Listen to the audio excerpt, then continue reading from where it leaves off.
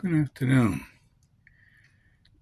My name's Chief Torres. I'm Henry Torres, United States Navy, retired. I'm right here. Today is Friday, August 8th, 2025. I'm in Florida. Today, I just want to say, some of these videos are for young people. Young people who find difficulty with religion and God. The older folk have already made up their minds. I doubt that I'll be able to talk to them. But anyway, here it is. If you're willing to listen, here it is. Today I'm going to talk about the priesthood. What is this priesthood? We got to think about Abraham. Abraham is the world's first billionaire. He has everything. He has it all. He's got money, he's got cattle, he's got land, he's got people working for him. But he wants the priesthood of Adam. And in fact, he claims that this priesthood belongs to him. That is his right to have it. We find this in the book of Abraham, right? He's very, very, very sure of himself. So he's asking God for the priesthood. Well, the priesthood goes all the way back to Adam. And how do we know this? We have Cain and Abel, right? The story of Cain and Abel in Genesis. We have Cain, who represents everything that is material in the world, all the money, all the riches, all the trappings of worldly goods. And we have Abel, who is all of the spiritual. So the material will eventually kill the spiritual. We know this. This is happening today in 2025, right? How do we know that we had the priesthood back then? Because these two brothers are told by their father Adam to go make an offering to God. Why? Why would you make an offering to God? Because there already existed at that moment in time a priesthood, and the priest was Adam. Adam was the first high priest. We know this. We know this later on.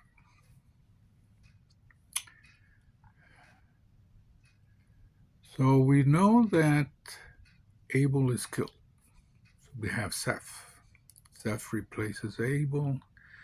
And we have the priesthood that goes handed down from father to son. It goes from Adam to Seth, all the way to Noah. Noah is another high priest. And from Noah, it comes down to the sons of Noah. Now, Noah denies the priesthood to Ham. Why? Because Ham represents all the evil that Cain had, all the material stuff. He wasn't a very good son, what he did to him. So the priesthood comes down to Shem and Japheth.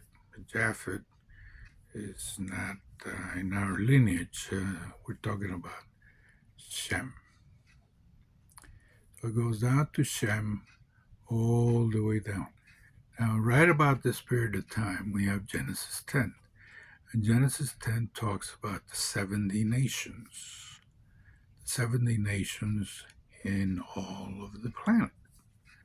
So, even today in 2025, we have this issue with some countries who believe one thing and another, and who they are genetically speaking and so forth, and who is more attractive and who is better than the other guy. But the bottom line is there's only 70 of them. There are 70 nations in the entire world. No matter what you do, you're going to go back to Noah. Okay, and after Noah came these 70 nations. They're in Genesis 10. Look them up.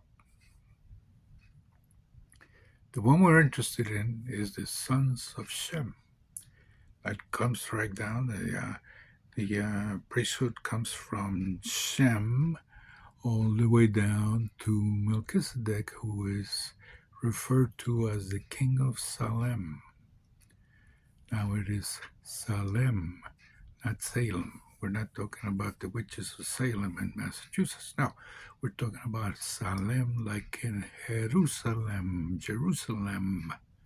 That's Salem. Who is the king? Melchizedek. Melchizedek is considered to be a high priest of God, who happens to be the first one to use bread and wine in form of an offering to the Lord. But he is the Lord. Melchizedek turns out to be the Lord.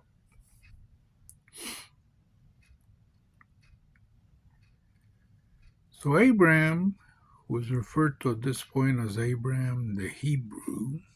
The first time that it appears is in Genesis 14, where we have Abraham the Hebrew, who was the only believer in monotheism. That's what it really means. Abraham. At this point, he's Abraham. He's not Abraham yet. So Abraham the Hebrew receives the priesthood from the ordainment from Melchizedek himself. Melchizedek is the one that ordains Abraham into the priesthood. Why does he do that? Well, and we know that in the book of Abraham, Abraham is asking for the priesthood because it is his right. And in the book of Abraham, it says that the Lord responds to him. My name is Jehovah, he says. So we know Jehovah is the name of the Lord, right? And into the hands of you and your descendants and predecessors, your ancestors, I give you the priesthood. So Abraham becomes the priest. He gets what he wants. The Lord makes him a deal, right? A big covenant, which we'll talk about in another video. But at this point in time, Abraham is tuned into what's in it for me, and he wants the priesthood, and the Lord gives it to him. Here you go.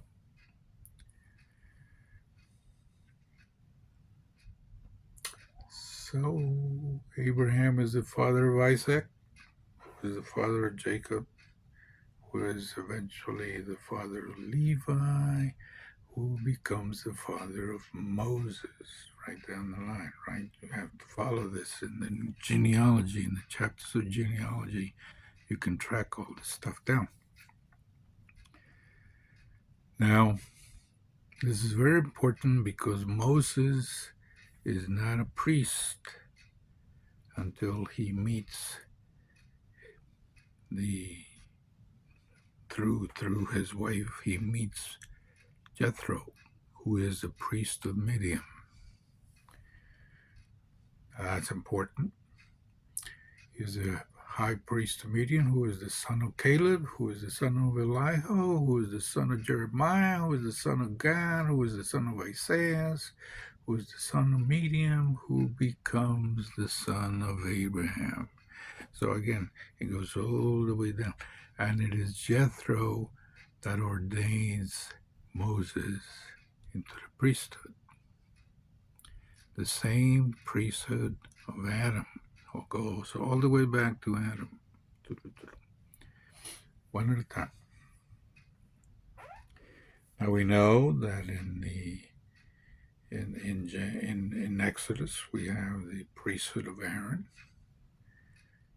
separate priesthood, and it goes through the prophets, and it goes through today into the Levites. The priesthood of Aaron is alive and well today, and the priesthood of Adam is carried through the prophets. It appears to be missing, but it's not.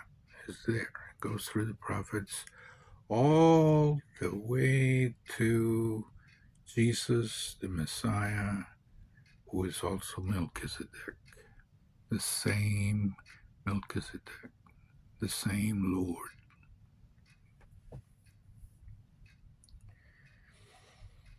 Now, what happens here is very important because the Catholic Church has adopted the priesthood of Melchizedek, and their claim is that Jesus, during the Last Supper, what they refer to as the Last Supper is the same as Passover. He used the bread and wine, and the ceremony was identical, and he basically passed on the priesthood to the 12 apostles, who at the time were 11.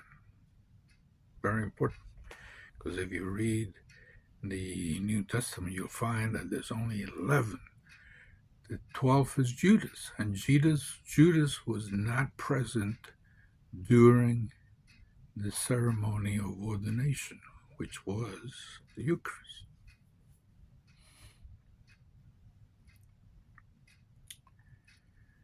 So whether or not you accept that the Roman Catholic Church has the same priesthood or not, it's up to you. I personally will address that in a separate video when we talked about the true church. So we'll just table that. But that's where the claim comes from. The Roman Catholic Church claims that they have the priesthood of Melchizedek.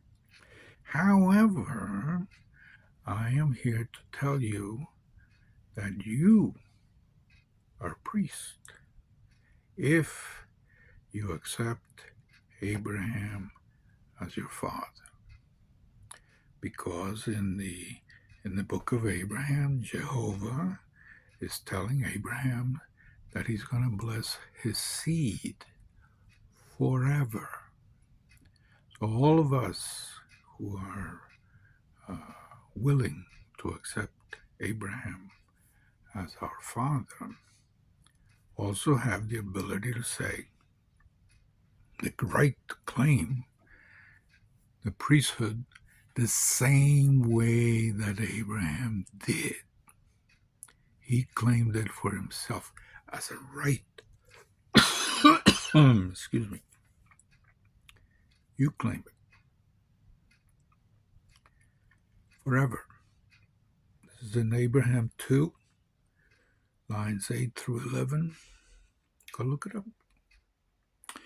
I keep telling you that these videos are for people who are willing to read, research on themselves, and who are walking away from religion. This is not about religion. This actually deals with the Word of God. The Bible is the Word of God, but it is not the only place that you find the Word of God. So all I'm saying to you is, go read these other books that religion has not used. They choose to say, no, this is not part of the canon. We're not going to do this. Hello, honey. ¿Qué hace? I'm doing a video. ¿A video? Yeah. Payaso eres. Payaso soy. Hay cosas en el carro. I'll be there in a second. Me duele el brazo. I'll be there.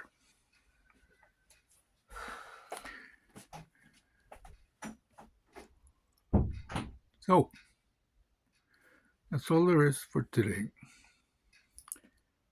You have to like, subscribe, share it. The Priesthood of Adam is your priesthood. What are you going to do with it, we'll discuss somewhere else, another video. But understand that you're a priest. So, you may fire when ready. That's all for today.